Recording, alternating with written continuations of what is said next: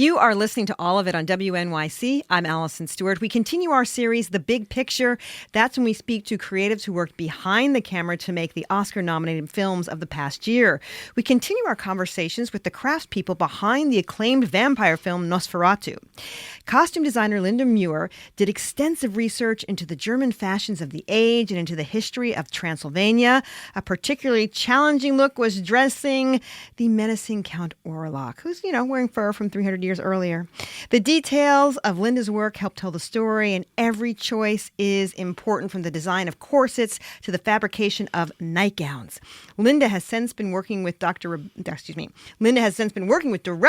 Eggers since The Witch. Her work on Nosferatu has earned her an Oscar nomination for Best Costume Design, her first ever. Nice to see you. Nice to be here.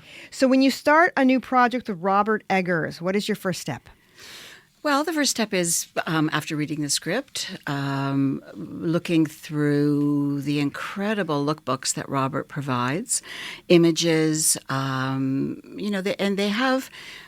they address atmosphere, they address locations, they address costuming, they can be portraits, they can be,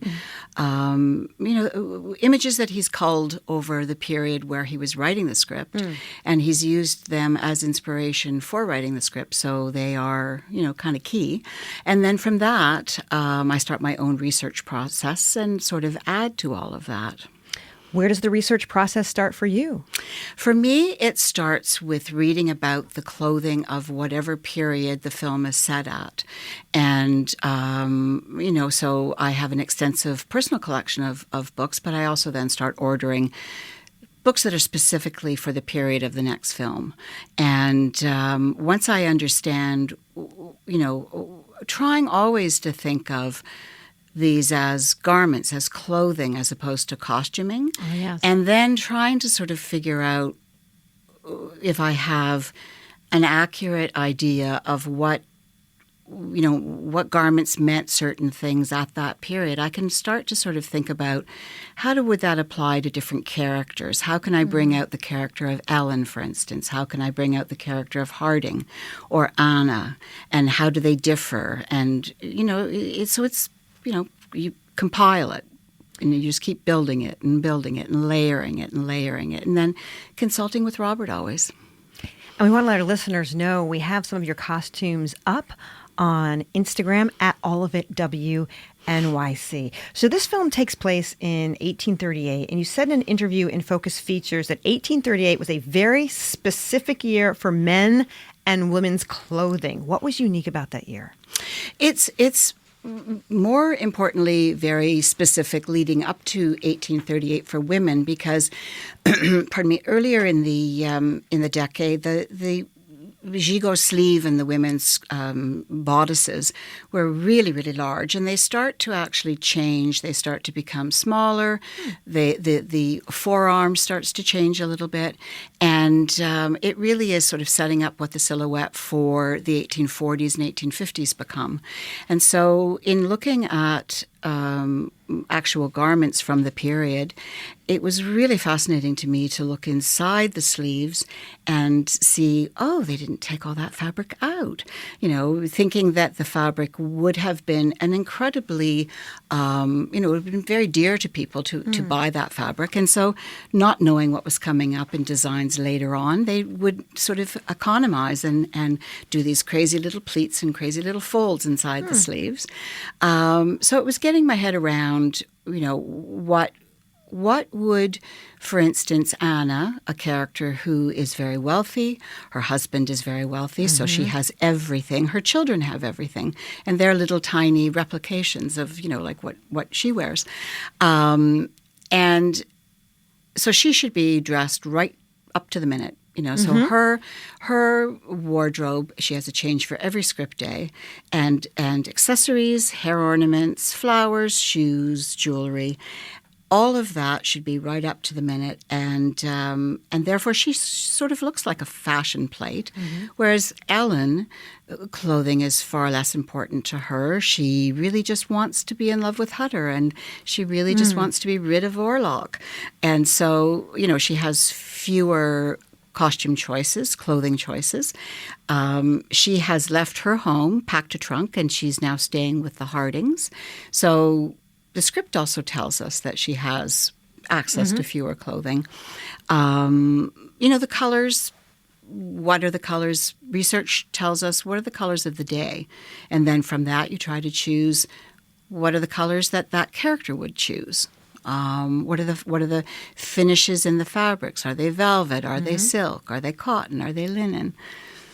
It's interesting because Ellen, who's the object of a vampire's desire, spends a lot of time in a white nightgown. She certainly does. What was it made of? Her nightgown was made of cotton, and there was a really fabulous manual that I discovered that was written by a lady and attributed to a lady, and it was called The Workwoman's Guide to, and then it goes on basically to say, to make everything that you would need in a household. And so within that manual, I discovered the fact that a household they would buy bulk fabric, cotton or linen, and then they would make 6 of nightgowns, 6 men's shirts, 6 babies' bibs, 6 babies' whatever. And so we took that information and we sort of used it as a model or an idea for how we would approach certain garments for the film. So Ellen has the same silhouette nightgown, whereas Anna has 2 different silhouettes. Anna's nightgowns have far more fabric in them. Ellen's are a more restrained silhouette. But what we did to make Ellen's nightgown special for the film is that because of the circumstance that we see Ellen in her nightgown, first of all in bed, waking up in her room with Hutter, and that is the most diaphanous, lightest weight. You can see through it, you can see her skin beneath it. It reflects the beautiful makeup that Tracy did where she looks opalescent and she just looks dewy. And so then in another script instance, we see Ellen rushing out into the rain. So obviously we want to not reveal Lily Rose too much. We want Ellen to be present and in the forefront. So that has 3 layers. That's much thicker. Oh, interesting. Yes. And then we see her as a somnambulist. And so she's walking out into the night. That's very different lighting. Jaron does beautiful moonlight. And so that required a slightly different version of the same nightgown as well. So we manipulate what is a true fact, but we use certain thoughts or techniques, to kind of involve and evoke more. We've got a great text here that says, Ellen goes crazy and rips her dress bodice. Can you talk about that costume decision? Was it planned? How does that affect the production if there's more than one take? Yes, well, ripping, blood, mud, Robert loves it all. So we actually, the Northman, Nicole Kidman, her character of Gudrun, rips open her dress, and that was really the first instance of developing an idea of how to set the dress and then stitch it up, which is, this is a theatrical technique as well. And so that the actress is not struggling in the moment to rip it. It's preset. It was much more difficult in the case of the Northman because that was a very plain front wool dress. And so it was more difficult to obscure that. With the case of Ellen, it is a striped fabric. It is a chevron pattern, so the two slanted stripes come to the center, and there's a center front seam. So the actual period cut of the bodice really did help facilitate that because it has an existing center front seam. We bound it, so we did a piped edge, which also helped, in terms of her Lily Rose being able to get her fingers into it and really tear it apart. We added a little what was called a dicky, which is the lovely linen, actually maybe it was cotton and lace little piece that tucks inside. So when she rips it open, we've already seen the corset a lot. We've already seen her underpinnings a lot. But then an audience can go, oh, that's interesting, so that's like a little collar that they added on. So, yes, it was absolutely planned. We go through the whole process of thinking of how many multiples. So I planned to use that dress also in the scene where Lily Rose is getting down and dirty in the mud in the beach. So we had to do multiples for that. So we also had to do multiples for the ripping. So we use the same dress, which makes perfect sense because she is, has a limited wardrobe, staying at her friend's place. And then we went through and thought, okay, so the bodice and the skirt are made separately and then they're stitched together. So we made fewer skirts, more bodices. And then every time Lily Rose ripped it open, and I think we did about 30 takes of that scene. Wow. It was restitched in the moment, and then we had another one ready to go. So we would, and to be honest, Lily needed time to come down and to preset and to kind of prepare for the next, as did everybody else on set. So, we were stitching away.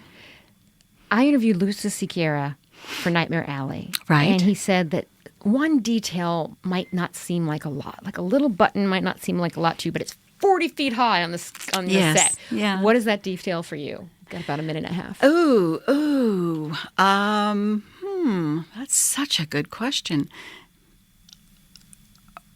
I think that it may not be, in the case of Nosferatu, it may not be one detail. It might be all of the buttons and all of the different buttons. Orlok's costume, I think, probably because he wears one costume throughout the whole film, and because he's obscured for so long, perhaps it is, the front of his dolman, because that, when we finally do see it, reveals the wealth and the decay and the his past, his sort of 300-year-old backstory. That's such a good. So much to talk about. Linda Muir is Oscar nominated for Best Costume Design for Nosferatu. Thank you so much for coming to the studio. This was fascinating. Thank you. And that is all of it for today. I'm Alison Stewart. I appreciate you listening, and I appreciate you. I will meet you back here next time.